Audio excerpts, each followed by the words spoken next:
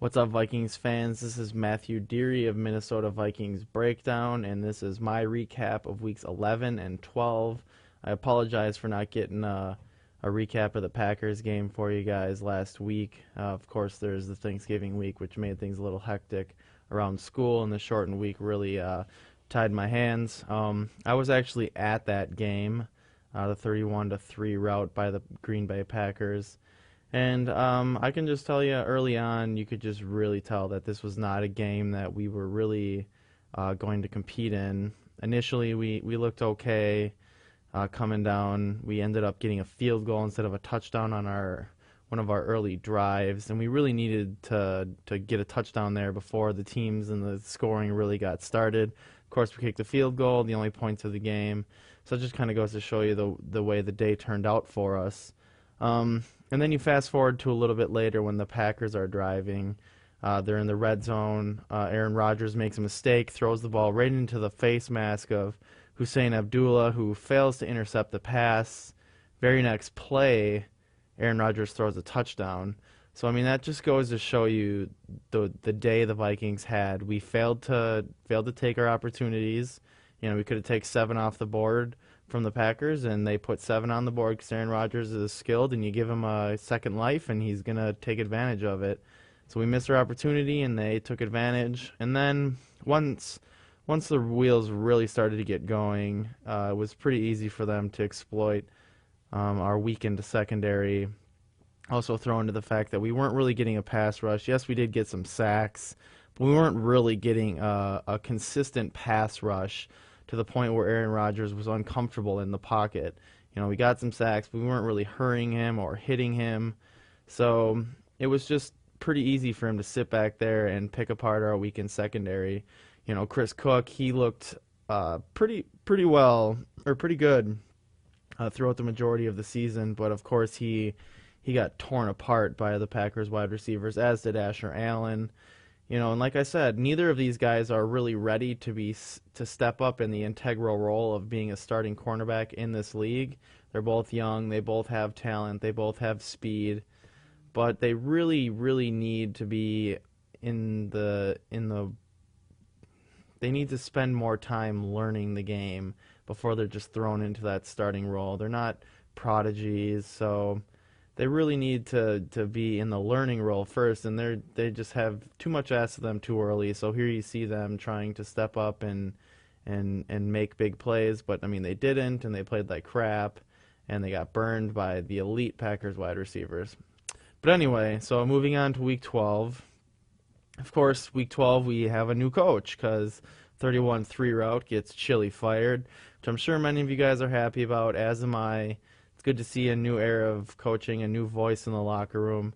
You know, we got Leslie Frazier stepping up, and to tell you the truth, in his coaching debut, I was impressed with his decisions, and I was impressed with the way that he handled himself in the media as well as his coaching decisions. But, I mean, honestly, this football team still looks the exact same. I mean, we get the W in week 12, 17-13 over the Redskins. But I mean, we did not play a very good football game on the offensive side of the ball. I mean, of course, the defense did good, but I mean, you really have to wonder how well the defense really played because the Redskins' offense is a little lethargic, and we're not really sure how to assess our performance playing against them. Of course, you have to throw in the factor that this is the first time the whole entire season the Vikings turned the ball over 0 times. It's the first time we've won the turnover battle. So, I mean, you have to throw that into account when you consider, I mean, turnover-free football is how good teams win. I mean, you don't even have to play that good like we did on Sunday. You know, we didn't play that well, but, you know, we win the turnover battle and, you know, we come out on top. Of course, you got Brett Favre, and he looked a little more comfortable out there. He's playing that managing role. You know, you could tell that Leslie Frazier definitely, even though he seems like more of a player's player or a player-friendly coach, where he's just kind of, you know, a little bit nicer to the players, and he's not like running the tight ship like Chili. You could tell that he wasn't going to allow, you know, Brett Favre, you know, having that legendary presence in the locker room. He wasn't just going to let Brett Favre run the show because he's Brett Favre. I mean, we ran the football so much, even after losing our great running back Adrian Peterson to the high ankle sprain. Even after losing him, Frazier still has that mentality and the strong will of the coach to say, you know what, it doesn't matter. We have a formula and we are going to run the football. I don't care who it is. We are going to run the football. We are going to establish the run and we're going to set up some play action. And we did it.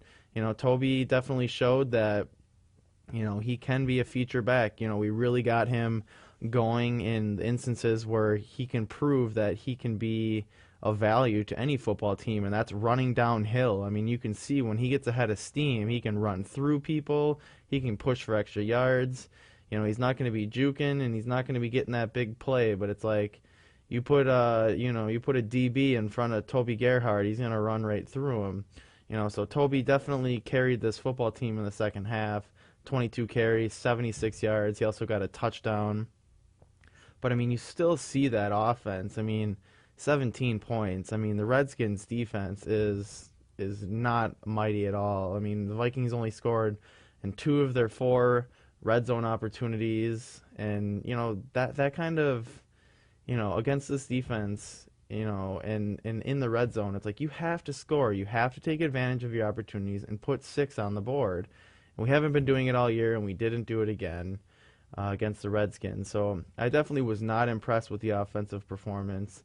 It might have been a little bit different had AP played the whole game, because he's obviously more dynamic than Toby Gerhardt.